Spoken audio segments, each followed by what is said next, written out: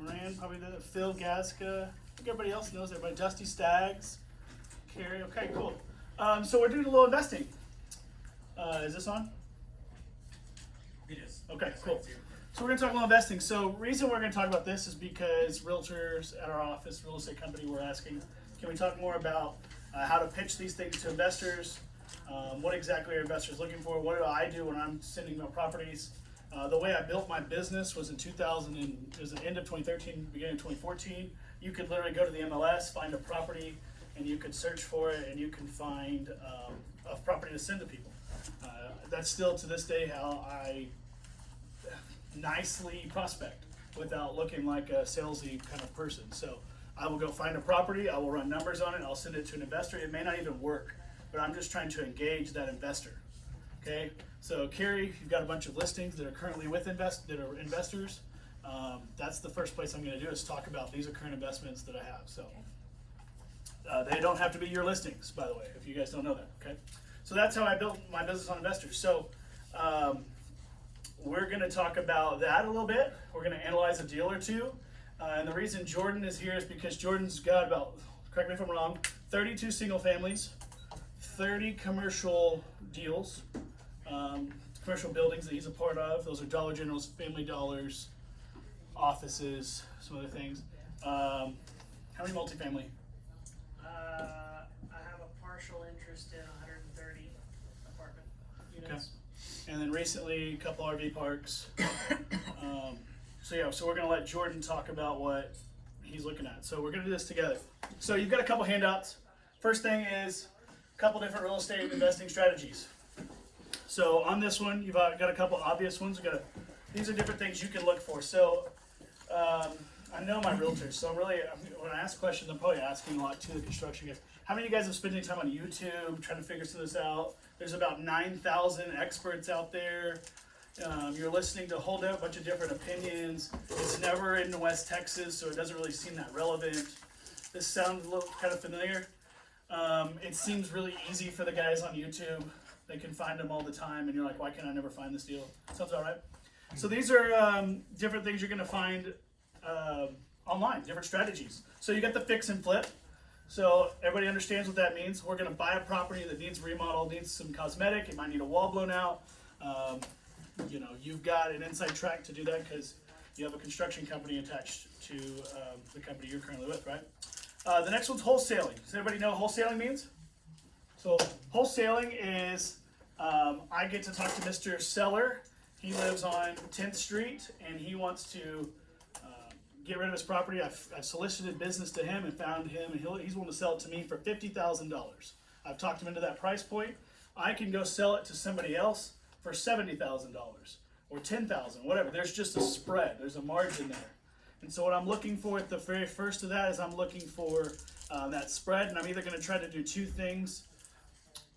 One is I'm going to try to find somebody else to buy it before I close on it, so you can assign the contract to a separate person. That's pretty risky, I will tell you, because you're signing a contract to close on a property, and then you're hoping this person's going to close on a property. But contracts and everything, as long as all the contracts are there, it can work out. That one, to me, as realtors, is the one where I feel like my license is on the line with ethics. How many wholesales have you done? I did about 4 wholesales. Yeah, 4 wholesales, and this was back in 2018 or 19. And I've stopped doing wholesale specifically because when I walk into a room with a seller, it's literally our duty as fiduciary duties. Like, that's the main thing we do is to protect sellers' money, buyers' money. To tell that when they say I want $50,000 for it, when I know I can get $70,000 for it, and I'm just accepting this $50,000 for my own personal gain, that to me sounded like a lawsuit. So realtors, if you have a wholesale, you need to have everything very clear cut in writing and all that stuff, or go close on it quickly and then go sell to somebody else. There's also what's called wholetailing. It's not up here. Wholetailing is when we have an investment property that's hitting the market. It's when we list it. So you have a property that they want to list for $50,000. They don't care what they get. They need it gone. So it's like, great, we're going to put this on the market at $50,000 or $60,000. And this is where you're finding. You can also find a flip property that's currently listed. That would be considered what they call wholesale. So they're wholesaling price, but doing it the retail way. House hacking, this one would be where you're gonna buy a home that's a duplex or buy a home with a separate living space, and you're going to rent out a portion of it. So you're basically, or you might rent out an extra bedroom, or you may, you're just basically trying to make income on your property that is your primary residence. Okay, that's also kind of the live-in then rent, live-in flip, kind of goes along with that. Those are also house hacks. Everybody knows you can buy, I guess everybody doesn't know that. There's a certain loan called an FHA loan. It's the government-backed loan. It's a minimal down payment that's 3.5%. Everybody in here's married, right? Today. Okay, today, Jason, bless you. Okay, so the kicker is, okay, that's right. So the kicker is that there's a joke with investors that you get 2 FHA loans separately before you get married, because you can buy up to 4 units. So it's like, let me go buy my duplex or triplex, and then you go buy your fourplex, and we're gonna have 7 to 8 units before we get married, and then before we have to start doing investor type loans. So it's a joke, it's house hack, but it's also a way. So live in then rent. This is what Haley and I did. We bought a house that we knew was gonna be an investment property for us someday. Just think about your starter home. Think about your first home, first time home buyer. You know, I think Katie wants to do that with her house. You're basically looking at your property as a property that'll be good for me to rent it later. We'll get into more of that. Live and flip. So about to have a listing on 55th Street that's an Airbnb currently. He travels for work all the time, and so he did all the updates himself with licensed contractors where it's supposed to be. You have to remember that as you do work yourself in your own living property. If it's electrical, you still need to have an electrician, plumber. But that's where you do the work. BRR investing, so this is where you're going to buy a property, rehab it, you're going to rent it, and then you're going to refinance it. And I'm sure, has everybody heard of the BRRRR method? Okay, so this is a way for you to kind of pull cash out. So this one's really complex, but I'm going to give the short version of it. You're going to buy a property, you're going to rehab the property, you're going to put a renter in the property, and then you're going to refinance the property. That's the short term. I missed anything on that? Just really layman's term quick? And repeat. And then repeat. Yeah, that's the last R. Basically, it's using the same down payment over and over and over to purchase more properties. Yeah. And what the assumption is that when you rehab that property, you're increasing the value enough to do those things. Yeah. Okay, I'm going to tell you guys, Kinsey, you might come sit up here. If you guys can't see the whiteboard, we're going to be using whiteboard, so you might want to look at that. Did you raise your hand? Yeah. I did. I was just gonna say as a quick update, because that's what some of the properties I've got we were trying to do is the BRRRR method. And I don't know about all the banks because I haven't talked to all of them yet, but most of them, now they won't let you cash out refinance unless you've had the property over a year. Yes. So if it's like a hard money loan, or you know, you get started with a loan that's a higher interest rate and you want cash out of it, you're gonna have to hold it for a whole year before you can refinance it. Yeah. Yeah. Banking. Right? There's a whole lot we could go into there. Is that along the same lines as the ARB? Yeah. Okay, so short-term buy hold, long-term buy hold, they're exactly what they sound like. You're gonna buy a property for a short term, you're looking at the immediate gain, or this is a long-term play. Best advice I think anybody ever listens to when it comes to real estate is Warren Buffett's never sell. It's kind of, Jordan's gotten into that model lately. If I don't have to sell it, I'm not gonna sell it. Debt snowball. Talk about debt snowball. You did that at one point. Let's talk about with the real estate. Debt snowball with real estate is just where you accumulate properties and then you use the profits or cash flow from one of the properties or all the properties to start paying one off fastest. And then you just get that first one paid off, and then you roll all the profits from the first paid off house along with the other houses to pay off the second one. And it's just like Dave Ramsey's personal finance debt snowball. You just use it with the same pot of money with houses. Yeah. Okay, all cash plan, you can totally buy a property with just straight cash. You can trade up plans. So if you have a current property that it is a first time home buyer or it is a small rental property, you can go and trade up. So if you buy a house with the FHA loan, the reason I mentioned that joke earlier about buying 2 properties FHA is because your first property can be an FHA loan or a 3.5% or 5% down payment and be at this price point, but a bank will let you do another property, and this is asterisk, it's subject to credit, it's subject to cash, it's subject to all those things, but you can do a next home for yourself and keep that one as a rental without putting 20% down on your next home, as long as the next one is a primary residence, but that's trading up, okay? Hard money lending, you heard Marianne talk about that. Hard money lending is exactly what it is. It is usually higher interest rate, shorter terms. Usually you have points you have to purchase. You have premiums. That's it. So the guy we do a lot of hard. Into it with little to no money. Yeah, little to no money down. So we do a hard money lender here for a lot of our deals because we're looking at no money down. So we're able to pay we'll do a higher payment on some things in order to not have to put up 20% down. But now today's rates being in the 7s, you're looking at that hard money rate being 11%, 12%. You're looking double digits. But we got to weigh that with the cash out of pocket. Okay. Syndications. Tell us about syndications. That's how Jordan, when he said I have a partial interest, that's because he's done syndications. Syndication is a fancy way of saying a group of people pool their money together to purchase larger assets, whether that's commercial real estate, apartment complexes. It can really be anything. You can even do it with houses, but essentially that's what that is. And those can be simple partnerships, or a syndication is kind of where a team of people will kind of put the deal together and then go raise money from people they know or friends and family, and pay a return based on they either will pay a guaranteed return or they'll pay a return based on the profitability of the project. And so that's what a syndication is. Yeah, it's a fancy word for you and your 4 buddies have 20 grand and you want to go buy a $100,000 house. Or you guys all have 20 grand and you want to take that 100,000 collectively and buy a $500,000 purchase. But syndication is the fancy word. Talk to us about REITs. REIT is real estate investment trusts. Typically those are publicly traded, and so all that is a fancy term of you can go buy stock in a REIT, and all that REIT has done is done a syndication on a major scale. So they bought thousands of apartment units or thousands of houses, or dozens or hundreds of commercial buildings, and they just raise money via the stock market. And that's how they get their down payments, or that's how they purchase the properties, is using stock market money. You can actually invest in those. And then there's privately held REITs. They do and operate virtually the same way. They just are not publicly traded. And so that's what it is, but it's again aggregating a pool of money from a pool of people to purchase real estate. Yeah. Okay, I wanted to ask this question before we get started too deep.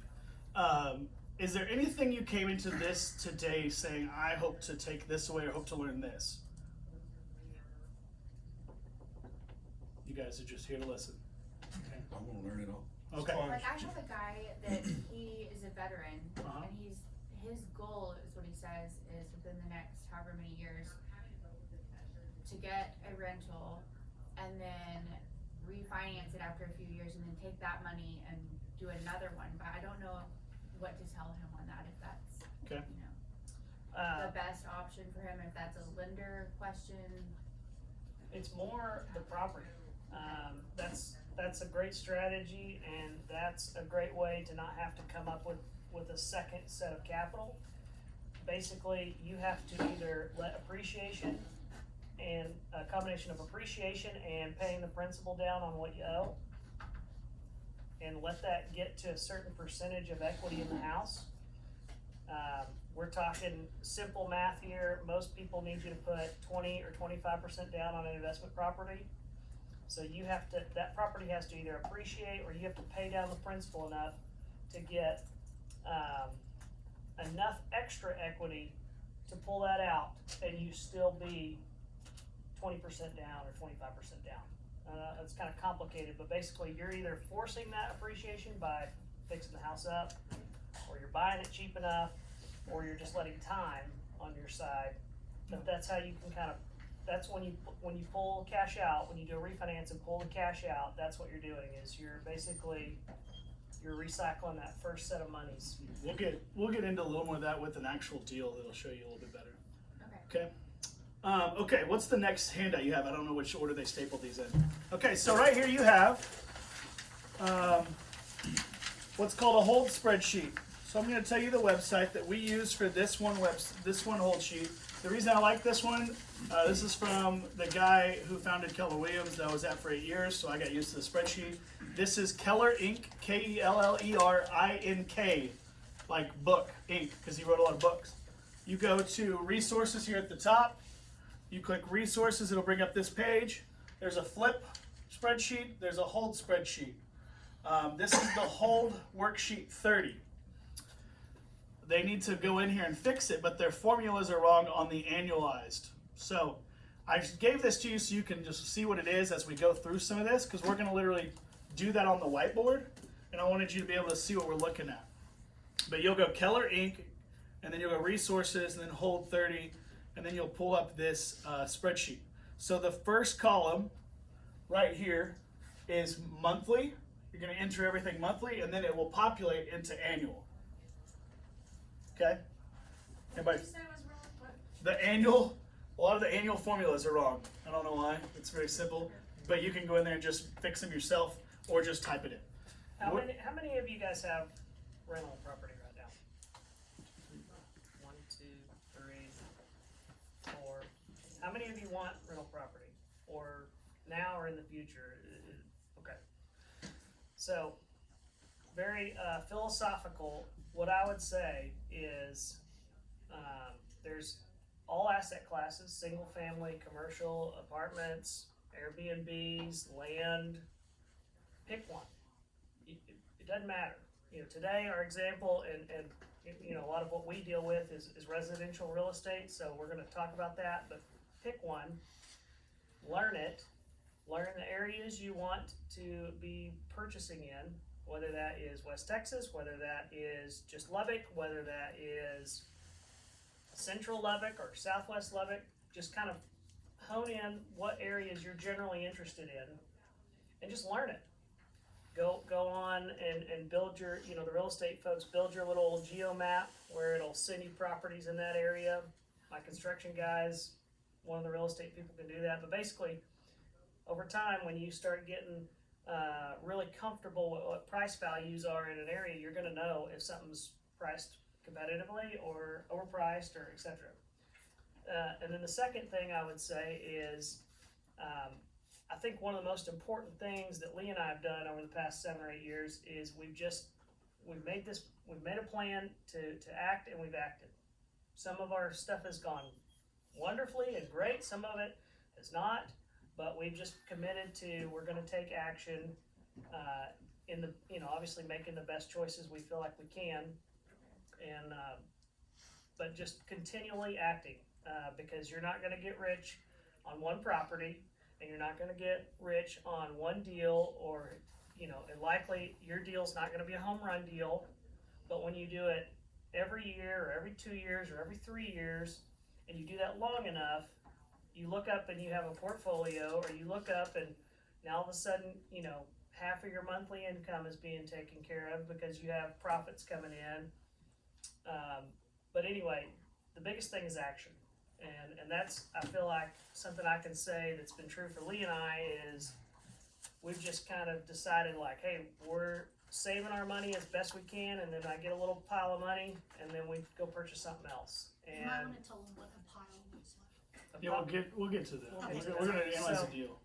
anyway, but whatever you want to go after, just make that plan, learn that, and just work it. So I think the one reason that it's very important to have education and learning is because this takes risk, right? So I know there's quite a few women in the room. Women are more risk averse than men are. Like, you guys want security. A man is usually like, I'll go take some risk. I know Haley and I are exactly that way. She's like, don't you risk what we just worked our tails off for? Everybody agree with that? Like, I can't believe you. So it's funny, like Jordan and Lee being both here, because Jordan has messed up a lot, taking some risks on some things that cash flowed on paper really well, and then it turned out to take a little bit more needs and some of those things. So we do have Chris Carter in the room. If you've never met Chris, he runs our property management company. And what's coincidentally hilarious to me is all the circle of this room is we met Chris through Andrea probably 5 years ago. And so Andrea's one of our agents. So longer than that? No, 6 years. Maybe, but anyways, it was just like, that's kind of how it all works. So, okay, so next page, we're still going to use this one. Does everybody have a packet? I want to make sure everybody came in has one. Everybody get one?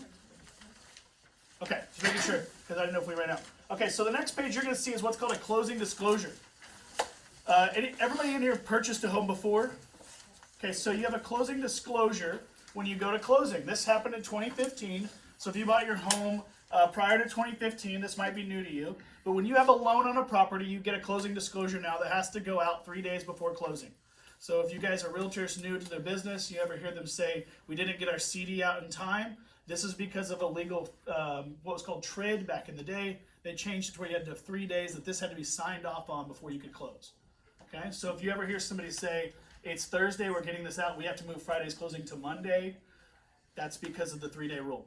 Okay, so I wanted to show you this. I blocked off the buyer and the seller's names, but I thought this is a real life example of a listing that Holly Edgett, one of our agents, took in our office. Okay, this is the property right here. And I'm going to try to show you these photos here as best I can. This property is a beaut. So it's lime green, so it wasn't getting necessarily the energy or showings or attraction that it wanted, but it was still getting a little bit of energy, a little bit of showings. So it's a 3-bedroom, 2-bath, 2-car garage, and that's 2 full baths. This is 5014 10th Street. So that's Chicago and 10th Street for everybody that's Lubbock, in between Slide and Frankfurt, up towards Camps, okay? Not necessarily close to Lubbock Christian, not far from Lubbock Christian, not super close to Tech, kind of could be on the way to South Plains, but we're not talking about Tech Terrace. We're not talking about, this is not a very specific, like, home run, average neighborhood. This is not a home run neighborhood by any means, but it's not a bad neighborhood. So it's in a cul-de-sac, you can kind of see that. Has a carport. Okay, so I'm just going to show you some quick photos real quick for those you can see them. Photography looks good. So the flooring was already done. So photography, so I mentioned that because you're going to get a lot of times you're going to go to the homes, you're going to be like, this looks so much better in photos. We as realtors, talking to construction guys, we do that on purpose. Okay, we want you to get there and give us actual feedback on the property. We would buy this property if it looks like the photos, but it doesn't. There's X, Y, and Z that needs to be done, or, right? So this one already had flooring done. It needed some more paint. And Chris Carter's actually going to manage this one, and he's got a crew. So tell us everything we're going to do. We're doing flooring in the bathroom. We're doing flooring in the bathroom. We're redoing bathroom fixtures. We are taking the carpet out and putting vinyl plank in the bedrooms. We are painting the entire house. We're reattaching cabinets in the kitchen. We're taking out all the old light fixtures, putting in LED lighting. We're refinishing the deck in the back, and we're painting a basketball court on the driveway. Yeah. So it's actually about right under $10,000, which is probably more than most people would spend with this property. But if you knew the buyers, they're very meticulous. They want it to be done and then move forward. Okay. So this property was $185,000 list price. The seller or the buyers got it for $185,000. We're up against multiple offers. So I want you to remember that as you're thinking about investing. You're hearing a lot of doom and gloom. And everything's falling, the sky is falling, the world is ending, it's going to be a recession. We went over this stat last week in our real estate meeting. 58% appreciation over the last 5 years in homes. Okay, so if you're waiting on the world to crash and for foreclosures to come up, it's not going to happen because of how much equity is in a home. So they got 58% appreciation over the last 5 years. So that's averaging over 10%. We normally look for about 3 to 5% per year. We get 3% per year, we should be high-fiving because our property is doing what? It's going up in value. We made a good decision. Our money's working. So realtors, you've heard me say this. Every single time I'm talking to somebody about investments, I'm looking at this exactly like a Edward Jones. Because why wouldn't somebody take their money to somebody that's like a money man, right?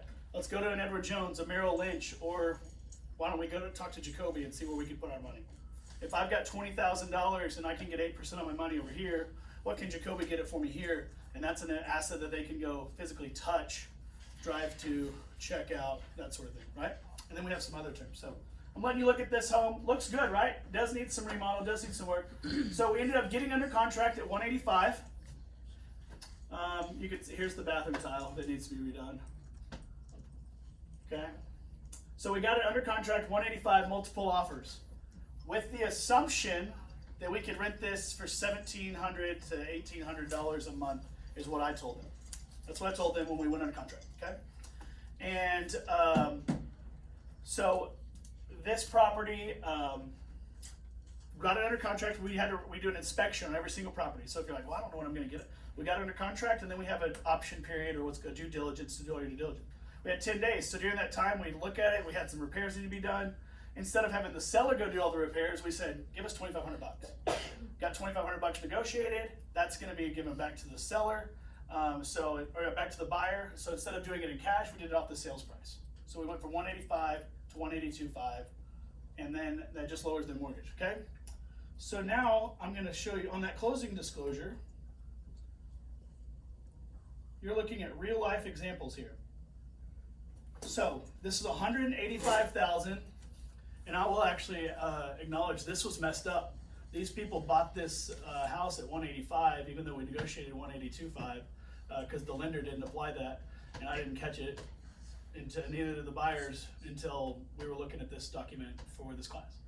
So if you look at these and see that's wrong, it's kind of a wild first thing for me. But anyways, 185. They did 20% down. So this is just a normal 20% down deal. Their loan amount was 148. So we just talked about mortgage rates being in the 7s. This one was 6.125. It's a 15-year fixed rate conventional loan. Okay, so fixed 15 years, a little bit lower than a 30-year on interest rates. Their monthly payment is $1,258.92, and as you look towards the middle to bottom of the page, you can see this number, $492.50, is their property taxes and homeowners insurance, not in escrow. Everybody understands escrow, right? Okay, so they did not put that into their monthly payment. They're going to pay that out per year. So, right, $1,258.92.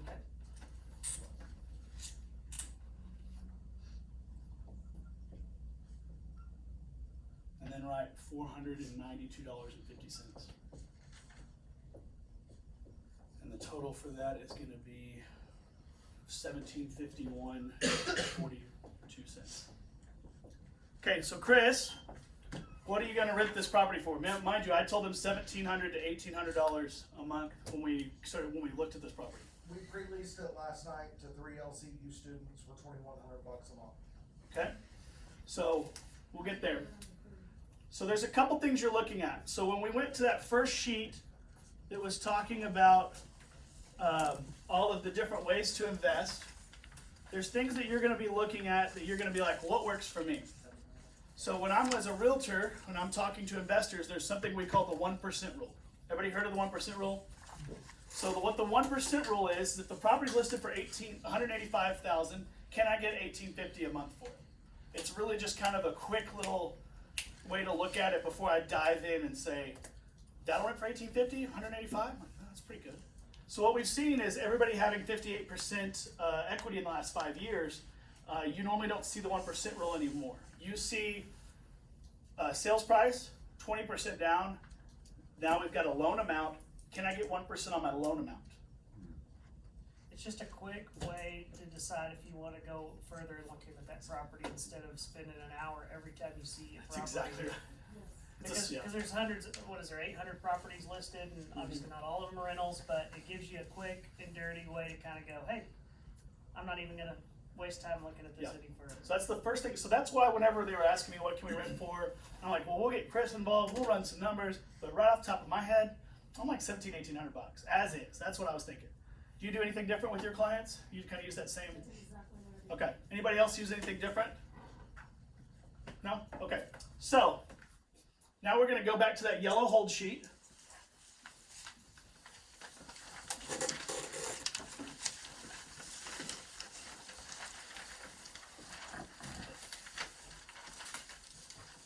I do that, and then I actually look at rents and see if it's even Yeah. achievable. Mhm. So, quick way to do Is there a place to look and you see go what rates Zillow. are? I know I hate Zillow. It steals your information, sells it, whatever. But you go Zillow, you click the top for sale tab, or you can click for lease tab, and you can just zoom out, and it'll show you basically what the rental in the neighborhood's getting. There's also a website called Rentometer, and it's not perfect, but they give you some averages and some medians, and usually if you compare those and Zillow and or talking to your property manager, you get a pretty healthy average of what you could expect. And to- Rent-O-meter is how it's spelled, Black.com or Uh-huh. so, what? I would have said rentometer, and you're all rentometer. Uh, Okay, so So we're gonna analyze this deal and see if it pencils out, if it makes any money, and then we're gonna look at some financial metrics to decide if it's worth the risk of going and purchasing this. yeah. So everybody, this is where we lose people, and this is to this day. If we're doing a multifamily project and it comes to spreadsheets, I just freeze. I don't know what it is, my behavioral style, I don't know what it is, but I know that this is where we lose people. So this is, if this loses you, just raise your hand and be like, do that again. Tell me that again, one more time, okay? So, right here at the top, you can see address, list price, fair market value, discount. We got like a 1% discount, okay? So we didn't really get a discount. Your percent down, that's obviously, this scenario is 20%, okay? So amount financed was 148. So if you're filling this out as you go, 148. Interest rate was 6.125. What's the 20%? On 185. What is it? 37. 37,000. Yeah. And actually, yeah, 37. And actually, if you'll look at the bottom of that sheet, you'll see a total number out of pocket.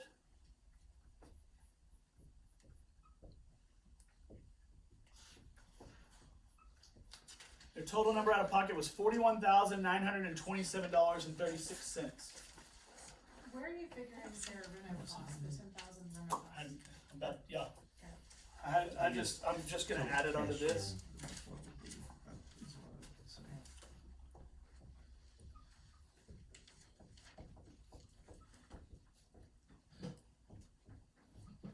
Okay, so to close on the property to make it theirs, they needed $41,927.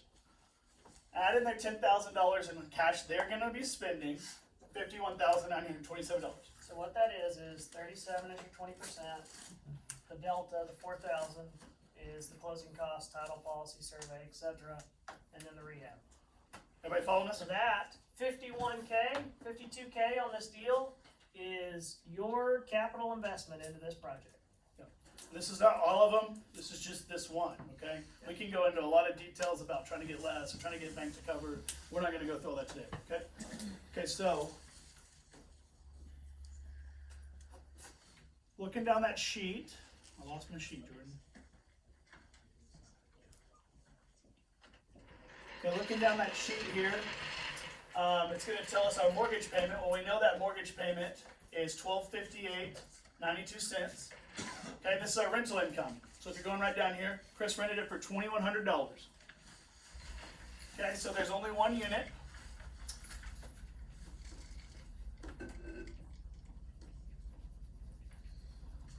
That's 25.2 if you're doing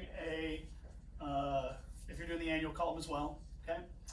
So then we have property manager. Okay, so vacancy rate. This is how Jordan and I look at vacancy rate. If we are doing our job, 8% should be the vacancy rate, because 1 month is they move out, they give me 30 days, we gotta clean it, new paint, new something. Sometimes you don't have to do all those things, you got a great tenant, but you just still have another month vacancy So there. 100% occupancy divided by 12 months is 8%. That's why we do that. Yeah, well, I was gonna say 1 divided by 2, that's it. If you feel more comfortable, you can go down. If you feel less comfortable, go up. You should always have something. So that'd be $168, so that's $1932, so you put 168 there, for vacancy. I'll put in vacancy, 168. 168 on a monthly basis, because that represents 8%. Yep. Okay. Everybody following us with that vacancy? Vacancy is where people mess up. investors don't think about vacancy, and then they go, well, that didn't make us what we thought it was gonna make, because you didn't think about it being vacant and having to pay, you know, those sort of things. So, okay, I'm not gonna go into how long it was vacant between closing, all that, you know, we get it, so. Net rental income, 1932. Chris charges 10% property management, so that's $210. No, it would be off for the. Oh, it'd be off the 1932, okay. Yeah, cause that's what he's bringing you. Okay, great. So 1932 minus, Why is it up to 1932? Cause that's what you're actually collecting rent on. Oh, Chris didn't charge you when it's empty. okay? So then you take that, 1932 minus 193, it leaves you at 1739. Now in this situation, we're paying this out separately. So what they're actually seeing is minus 1258, which would be $481. But you have to account for You have to count for property. property tax, right? So there's other things you'll see here. Leasing costs, property management fees. So if you have a property that's been sitting vacant and you can't get it rented, you might pay a little bit of a, you know, you might have it on the market. We may pay somebody $500 to bring you a renter. You may give $50 a month back to your maintenance reserve. If you're paying utilities, this is where you put your property taxes and insurance. Okay, so this comes out to negative $11.42 a month. Anybody puzzled? Why would you do this deal? Interesting. Okay, remember the 58% equity I talked about over the last? Do that deal any day, every day, all day. That's right. So some people's plan is, I don't need this money on a monthly basis, I'm trying to create retirement, and they're basically It's a long-term building wealth over years and years. Some people's plan is, hey, this is how I make my income, so I've got to make a profit in the interim, and they just have certain minimums they wanna hit. A lot of people do like $100 a month minimum, or some people will do it as a percentage of what they put into the deal. And so really, it's your plan, and your plan may be different for the type of asset you buy. Yeah. And so, yeah. that's a So good the question. reason you need to learn how to do this is because this is gonna determine what your sales price is. Cause the only thing we can affect here is basically what our payment is. So you can either do a couple things. You can throw more money down, which I probably wouldn't do unless I just loved the property, or I would find something cheaper. This is also on a 15-year note. So that means, so looking at that, I'm gonna pull that math up for us real quick. I'm gonna erase this if it's okay. Anybody have any questions before I move on? I think we're okay. Okay. So, let's get into the finance side of this deal, okay? To Brian's point, he said, why would you do this deal? It doesn't, cash flow is what the rental property term of profit means. And so if you ever hear people say cash flow, it's just profit, that's all it is. We've got $52,000 investment, and obviously it makes zero money in the interim. Let's just assume that it makes $100 a month for our example. So that's $1,200 a year. Okay, so that's our cash flow. Some people call it cash on cash return. And all that means is what physical dollars do I get in the short term divided back into my total investment, okay? So we're gonna say 1,200 for our example today. The next metric you're gonna look at is principal pay down. So we would put a mortgage on this property, it's a 15-year mortgage. You get to cap, you're basically, it's a forced savings account. Your renter is paying your mortgage. They're basically saving money for you, trapped inside of real estate. What is the principal pay down on a monthly on 15 years? Is it like 6%? Sounds right. What's the math? I don't know.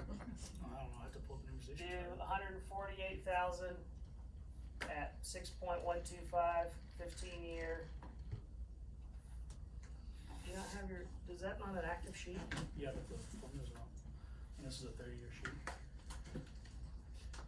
Oh, there we go.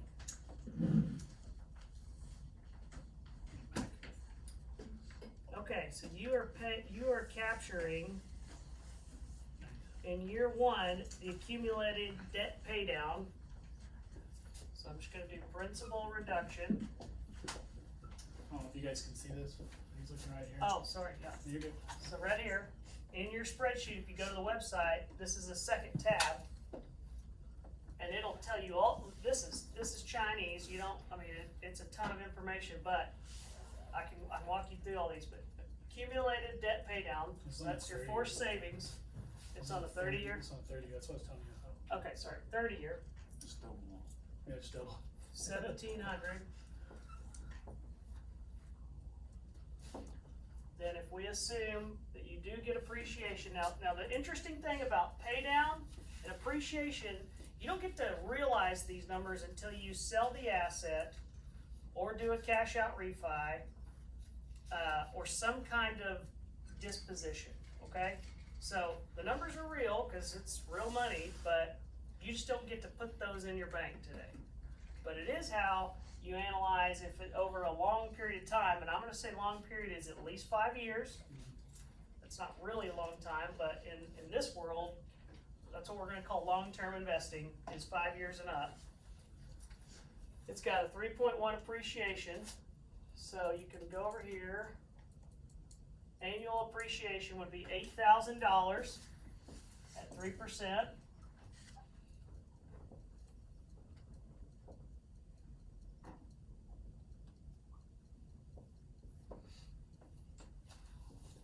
Okay, we're not even gonna talk about the improved value from Chris removing the pink tile. Obviously, that'll make it worth more, but for example's sake, we're not even worried about that today, but when you do remodel, when you do fix up, everybody knows it increases value. The other thing is you get some tax deductions from the mortgage interest that you pay. I'm not even gonna quantify those today, but that's a real number, because it goes against your personal taxable income, so that saves you real dollars. So then so here's some metrics, okay? The first one I look at is the cash flow, and I divide that into the total return. Well, $1,200 on a $52,000 investment is what? 2.3%. This would be what you would compare if you put some money in a stock or a mutual fund, and it's like, hey, what did it return this year? This one number right here is how you do that apples to apples comparison, because those are dollars you could physically pull out, okay? That's not great, but it's not the end of the world depending on your plan. My plan, I try to look for ideally 8 to 10% of that on that number. And that means if I'm putting about 50K in, that Lee and I can enjoy somewhere around $4,000 to $5,000 in income or in cash flow from that property, okay?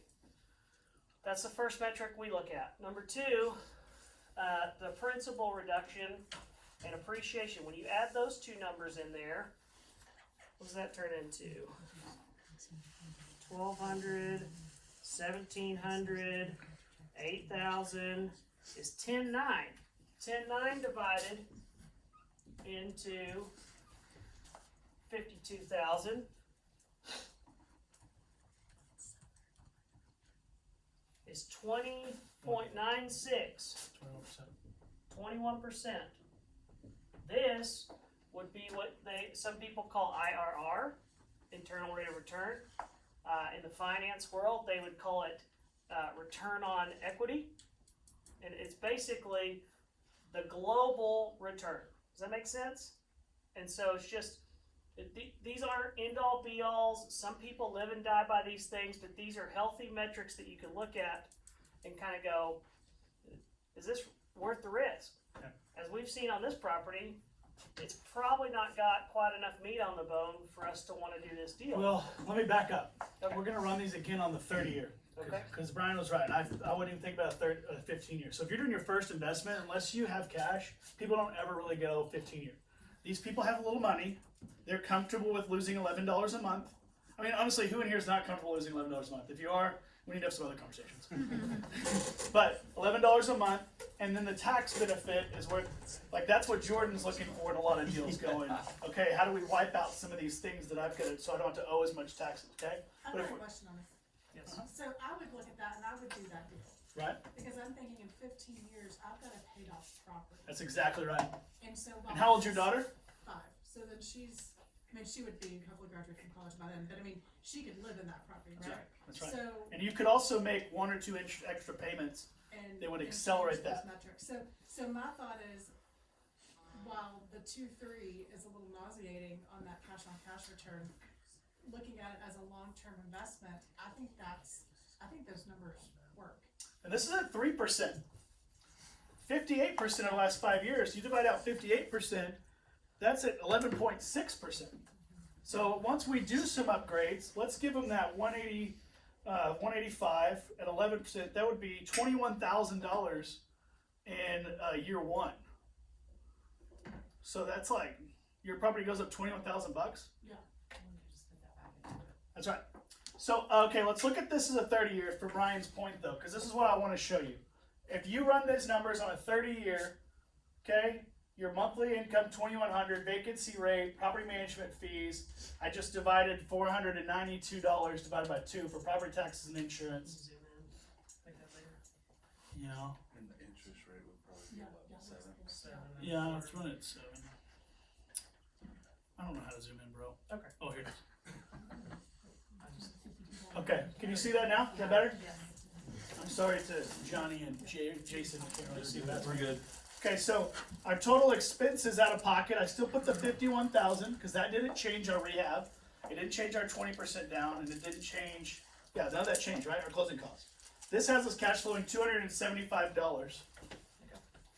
Find the There you go. there it is. Okay, so let's run this back a little bit. Just erase it all then. No, we're gonna erase it all. I'm gonna do it very similar to you, but I'm gonna do it my way. Okay. Okay, so Jordan taught me this, so that's kind of funny I say that. Okay, so $275 a month. Cause I'm with you, Brian. If I go talk to my wife and I say, "Hey, honey, I got us a deal. It's gonna lose us $11 a month," she's gonna go, "I don't understand how you make a living." Because people trust you. Your name's on the door, and you don't understand how positive income works, right? So she wouldn't be for that. A lot of us wouldn't be for that. Because why? I mentioned at the beginning, security. Not everybody understands the long-term game. So, and when we do our first deal in here, what's the most important thing on our first deal? To make money. To win. It's To not lose money. it's gotta not lose money because we want to do another deal. We want to do another deal. So I have $3,300 a month or a year. Okay. So now we look at that 3,300. What's that divided by our 5,200 or 52,000? That's 6.3%. Now we're talking, right? So then the question becomes, do I go back to the sales price or am I okay with this? And now you look at the other internal rate of return. This is where it gets important. The reason I mentioned Andrea's daughter being 5 years old is because if you have a child that is 1 year old and you buy a property today on the 30 year, okay, and let's assume nothing else changes besides you get $275 on average per month, per year, okay? It's gonna take me, if I'm gonna buy another property, $52,000 divided by my 3,300 bucks. It's gonna take me 15 years using this money to buy property number 2. Everybody understand what I just said? To get back up to the same 52,000. Right, so I'm not going back into our savings account, I'm using the same down payment. So this is property number 1. Okay? So to do property number 2, and we're gonna assume nothing's changed, I can go find a $185,000 deal. Everybody's kind of laughing because it's like, in 15 years, find 100, right? I need 52,000, it's gonna take me, so in year 15.75, I can buy property number 2. Do I got that? So now we're gonna assume all things being normal. I've got $6,600 a year on the same 52,000 bucks.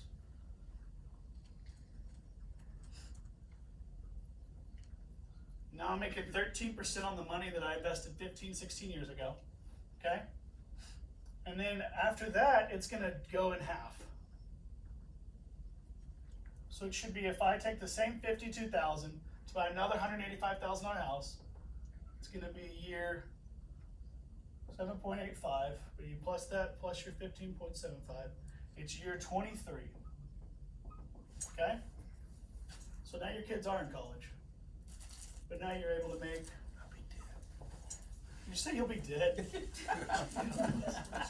So year 23, and we're using the same 52,000 bucks.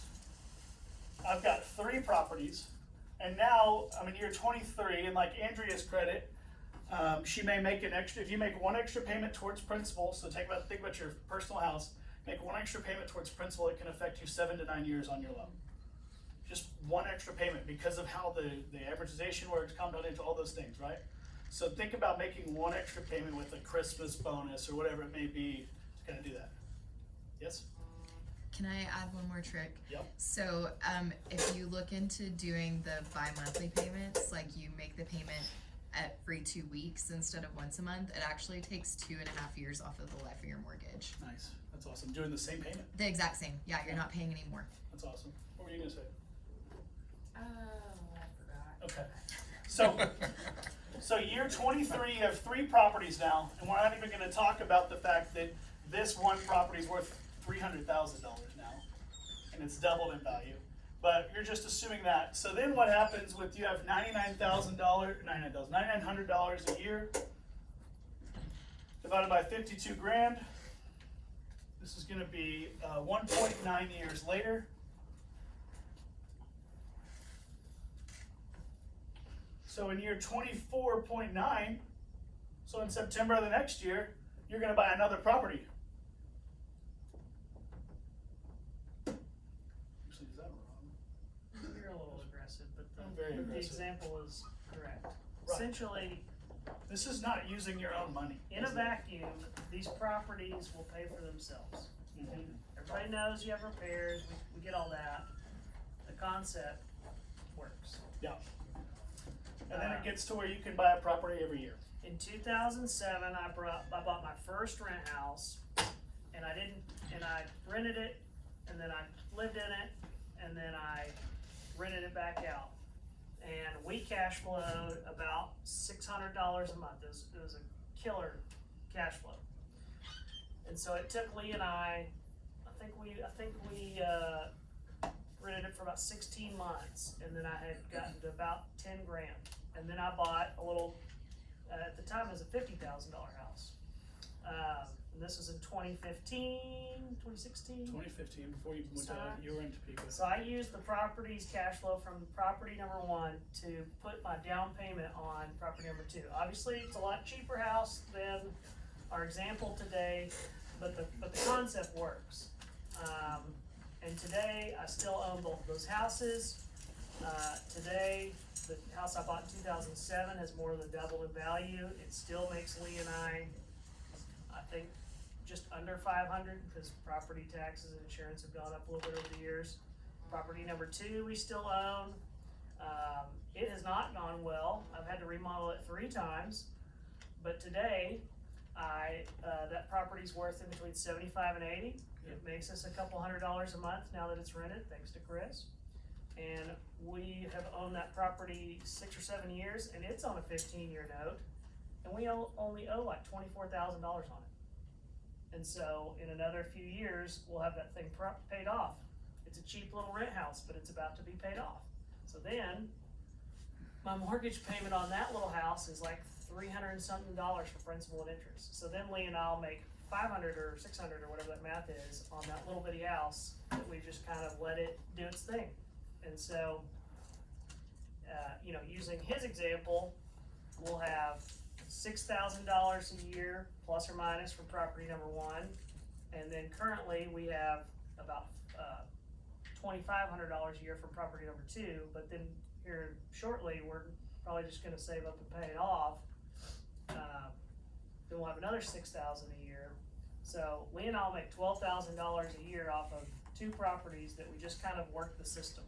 Yeah, so the reason I always get into the years is because if you have kids that are little, or even if you have kids that are in high school, you can even reverse hack it with a rental for them staying in Lubbock or wherever they live. But you can use this as their college fund. Yep, you can either save it, So if we did just get And then 3%, sell it. if you got 3% per year, your child's 3 years old, they're going to school at 19, 18 years old, you have 15 years, that was $8,000 a year. 8,000 times 15 is 120 grand in equity. Well, I hope you're not spending more than 120 grand in college. so you could sell that house or you could pull the value out. Yeah. So you sell that property, you still own 2 or 3 other ones, you sell that first property, there's college.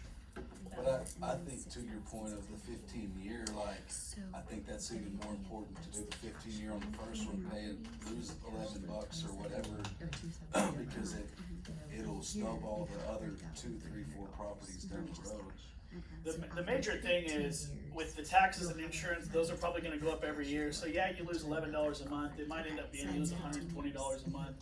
Rent is also gonna bump a little bit. Chris did crush this house with $2,100 a month, made me look like a genius, cause I told him $1,700 when we were like going to purchase this.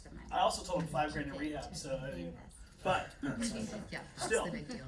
um, But when would you decide to offer? that's personal, You're actually to yeah. So Tired of Jordan, making free money. you know, Jordan builds houses for a living, you know, and then I try to sell those houses. He's kind of like, maybe we just keep them. I'm like, that's how I make my income. So, can we sell some? But it's like the point is that this is looking at it like you're at a Merrill Lynch, New York Life, whatever advisor. I can come over here and I get you 6.3% a year. Then we talk to them about debt pay down. Then we talk to them about appreciation. Now that's that 21% that George's talking about. Go put 21% in the market and show me where you can get that. Market's getting crushed right now. People, if they haven't pulled it out, they're hoping it rises and they get some money back. And maybe $52,000 is a ton of money for you guys. I mean, it's a ton of money for Levi. Anybody, yeah.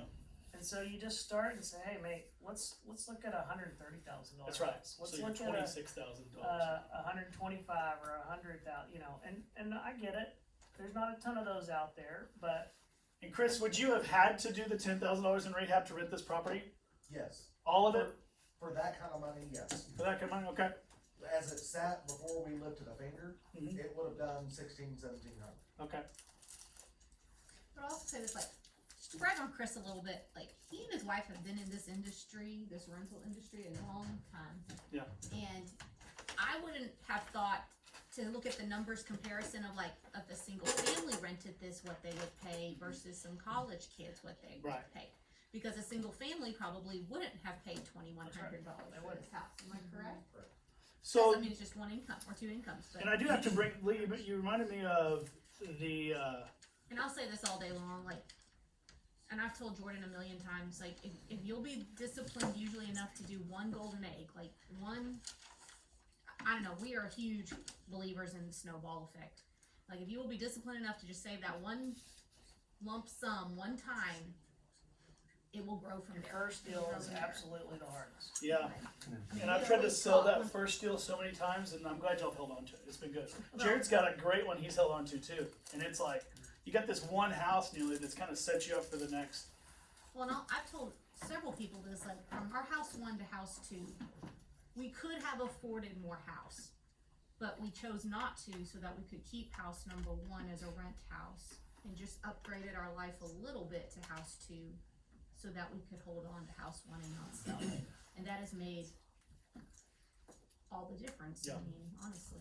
So if you're looking at this of replacing income, and you get down to about, I think everybody in here probably got, you know, I don't know, some of you might not want to work for 25 more years, but if you look at this and you pay off 4 properties in 25 years, if you can hit that metric, then you're gonna have $4,000 or $5,000. $4,000 or $5,000 a month coming in before the equity. And that's if you do nothing else. Right. Golf every day. Yeah. Read. And I mean, that's the other deal. It's like, it's just, that's the point I make about just starting is, you know, in real life, none of these things go exactly like we think they do.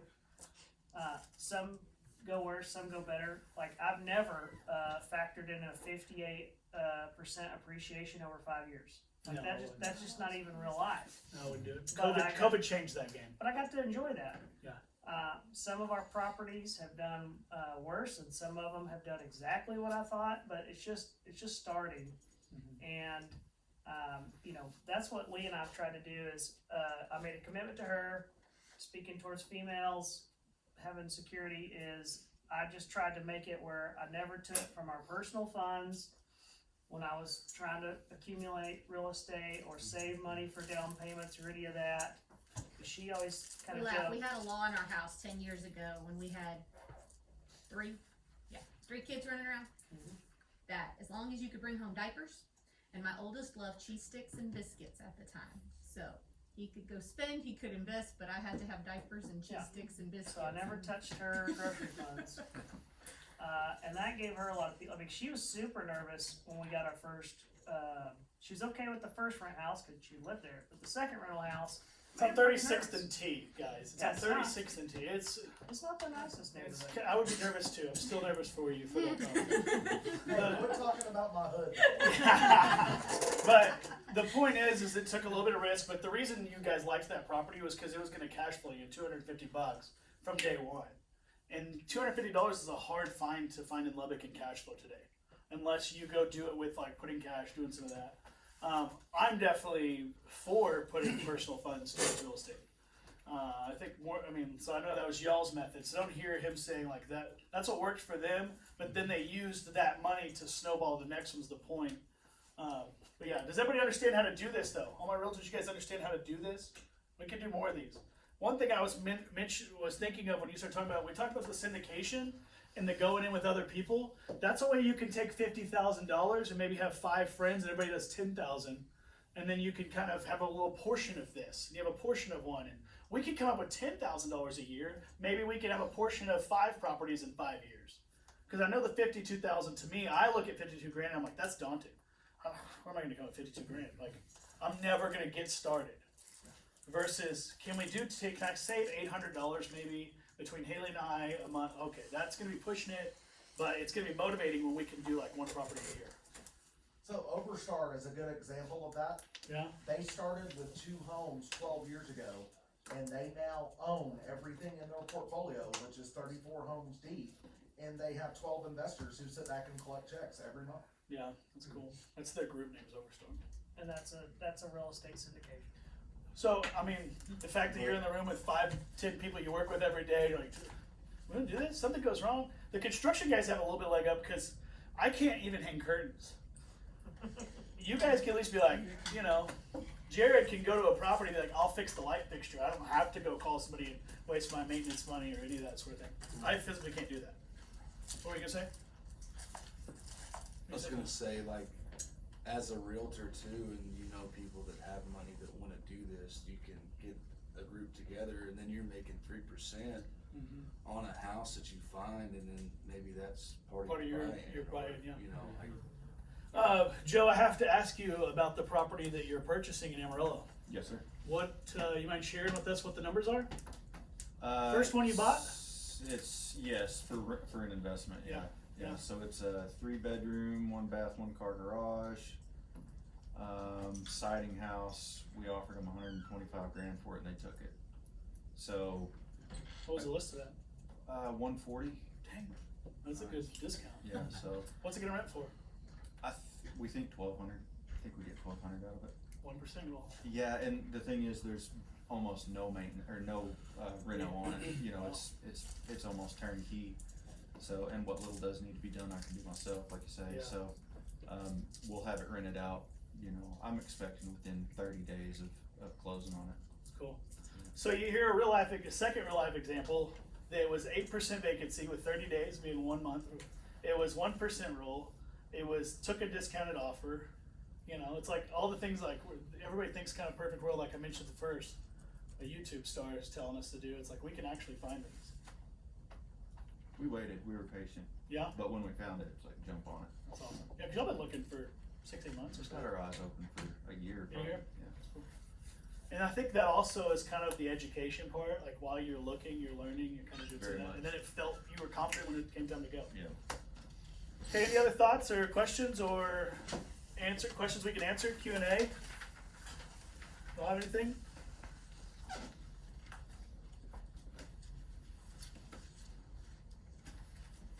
Yeah. Where you guys are now, you have a bunch of rent homes. Do you buy in cash or do you still borrow? I don't have any rent homes anymore, just so you know. Sold mine during COVID and took the money. And I don't know, that might have been a mistake, but I was using that to do something else. So I just want you guys to know that, like, I'm not ahead of you. Okay? But no, we still don't pay cash. We use other people's money. Absolutely. As little money out of pocket as I can possibly do. I'm not against it, I've just never had Never had that $100,000. cash. I mean, you know, so we If you just, win the lottery, just go pick it Yeah. for you and. but yeah, so I still use bank loans, and I'm not a super huge debt guy. You can ask David. Our construction company runs with very little debt, versus my real estate portfolio has a lot of debt, but Well, I mean, we're in more syndicated deals than we are in our own, correct? about half and half. About half now, okay. And so, yeah, we still borrow, and it's still somewhere in between 10% down, because we've used some private lenders, all the way up to 25% down with regular banks. One thing I think is cool that Jordan did that you never talked about is he got organized. So he figured out his personal financial statement and his like net worth and all these things. So when he found a deal, he's able to shoot over his stuff to the bankers. Oh, let's talk about that. To qualify for these, there's some other factors, credit, etc. But the big ticket items for most investment property is you have to have a net worth of at least the loan amount you're trying to get. You have to have at least 10% liquidity, which just means savings equal to the purchase price or the loan amount after you close. And then you have to have the down payment. And those are kind of the three big investment property criteria. And That's for a normal bank. that's for a normal bank. Well, even the big ones, but that's for a normal bank. Hard money is gonna want you to do, so let me tell you what the hard money lender will want.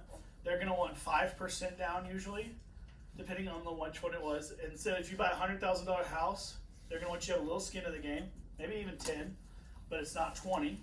And then they're gonna do a 5% premium, so that if it's a $100,000 purchase price that you're buying, they're gonna actually buy it and then sell it back to you for $105,000. So if you're using hard money, you have to factor in a higher payment, higher sales price, and then, but it is less money out of your pocket. Those don't require some of the things that George's talking about. Yep. And that's short-term holds that we saw, that I talked about. Like a short-term deal, we'll use some hard money, faster money, because we can go faster with speed versus waiting on an appraisal and waiting on the bank, and it would get approved. And if we have a group of us, we're waiting on one guy's email from his accountant to, you know, hard money usually can go a little faster, and they'll do more creative type deals than just regular housing. Dusty? What if you're sitting on a ton of equity?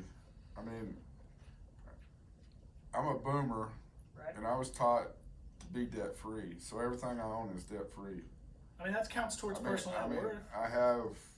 I'm sitting on a ton of equity, but I'm also leery about going into the market because that's not the way I was raised. Right.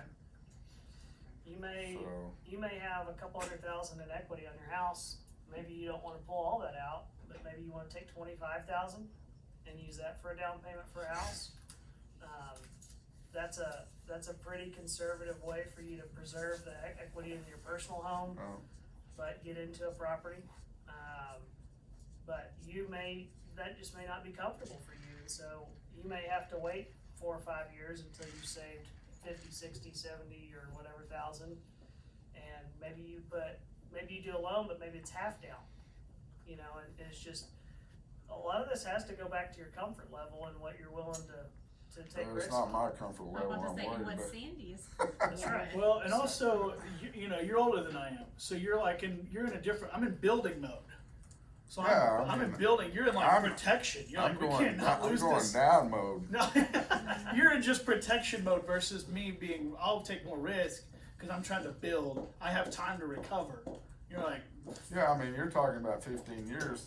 Yeah, I might not even be here in 15 years. But I do have grandkids. Yeah, like, I don't know what to say to that one, I hope you're here, but I mean, is that not like home equity line of credit? you can get those, yeah. Like, worth looking at? But also, you know, you're looking at net worth there too. I always hear people talk about like the 1091 and investing. Can you talk 1031. about that? 1031? Yeah. 1031, all it means is when you have profit in a property that you're selling, you have to pay what's called capital gains tax. It's a tax loophole. If you do a 1031 exchange, it means you're literally taking those profits from that property and putting it all into a property or properties, and they allow you to defer that capital gains tax. It's That's usually all. on So as long an, as it's real estate to real estate? it's usually on a commercial or an investment deal. It's not on your primary residence. The next deal has to be more valuable than the previous deal. Yeah, that's also Equal true. to equal to or more, that's right. Yeah, you can't basically, pay cash for a So property. if you remember, it might have been a year ago, but Biden was talking about raising that, or he was really messing with it, and everybody was like trying to go pretty quickly, but they left it alone. Were you gonna say something, Joe? I was gonna ask what your experiences is on borrowing, so I was told, to your point, we used the money from our equity, took it out in a HELOC. We're using that to kinda invest in a couple of properties. One of them we hope to do relatively well on with the equity. How long before we can do the same thing with the investment property to borrow that equity in that property, or can you? I don't know if you can borrow it against an investment property. It would be a cash out refi. Yeah, you have to Okay. fully And refinance. the math on that is just basically when the spread is enough, because they're gonna want you to, no matter what money you pull out of that property, you still have to have your original equity intact, The original equity? the percentage. So So if you put 20 20% down, if it's appreciated or whatever, where you have now 30 or 40% in it, you could pull up to the original 20% down. I see. So if you have a $200,000 house that you have put, let's say you originally bought $200,000 for your home, okay, and you put 10% down back in the day, that was 20 grand towards your mortgage. That was 190,000 that you owed. I'm sorry, 180,000 that you owed. Let's say it's now worth 220,000. Okay, so you've got $20,000 more plus your $20,000 here. So you have to have, they'll loan you 80% of this. Yeah. So if it's still here, they're only going to loan you they're only going to loan you 160. Yeah. So you would have to be paid. You'd have to look at that and go, well, if I owe 130, is it worth me doing all this to get $30,000? We have not used that as a tool with our real estate investing. And it's because we actively it's our day jobs, Mm-hmm. because we don't have like Well, also, as much real estate loans as I have, I've always viewed pulling equity out of properties that I have as too much risk. Even though I have a ton of real estate loans, I kind of try to preserve and protect the equity that we either create or have grown or have from. and at some point it flips. That's just our personal philosophy. There's other folks that have bought them. Well, at some point it flips with the lenders where they're looking at that going, oh, it looks like Jordan only has 50%, of his loan that is what it's worth Yeah. over across the full board versus, so they see kind of a trajectory there. Right. Versus them going, every single time he gets a property, he's trying to get $10,000 out of it. Yeah.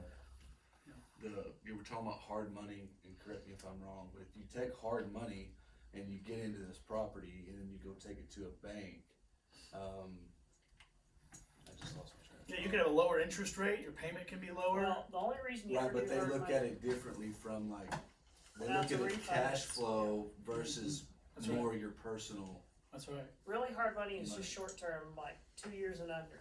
And it's really just for you to do something to the property is really the biggest reason you ever want to use that. And then, yeah, you're right. When you go to a normal bank now, it's a refinance, not a new purchase, and refinances traditionally are easier to get approved for than a new purchase. Yeah. Has any of this been helpful for everybody? I Yeah. know we went kind of granular, but also high level. Jacoby and I felt like we can kind of do more of these and get more detailed or more granular, but we felt like everybody has kind of had this on their brains. on both sides of the companies, and so we just wanted to kind of do a little case study of just like what we see, what we look for. You know, everybody has their own strategy or what their preference levels are. These are just some really basic examples of what we think about. But we hope that this has been helpful for you guys. We'll kind of cut this off. We've been going nearly an hour and a half, but obviously if you guys have any specific questions on a deal you're looking at, or want to see something specific about either an asset class, or you know, we can structure another class and do this. We tried to have a little bit of a method to our madness, but we probably skipped around. But I would also say when it comes to real estate investing, I go off of my gut. And somebody once told me gut stands for give up thinking. You know, you're just trusting it, you're not thinking through it. But when it comes to real estate, the last thing you want is to have buyer's remorse 2 months later going, I knew we shouldn't have done this. yeah, So sometimes the numbers make sense, and we've bought these deals, and we're like, oh my gosh, I told you, Yeah. and you don't want to. You don't. I'm sorry, you all right back there? Yeah. Okay. I had something stuck in my throat. Yeah. Big yellow building. I mean, Big yellow building. the truth is 90% of all millionaires in America invest in real estate. So if we have somebody that comes to us that's wanting to get started in investing, the first place we need to send them is to where? It's always money. You always money. Yeah, figure out your finance. Yeah. We'll end the class, but if any of my realtors want to stay, I'll go through a little bit more of that from the real estate side from you. Figure out how you're gonna fund it, cause that'll also determine what you can purchase likely. Sure. Alright. Thanks for coming for all our Thank you, construction, guys. guys. I always love when y'all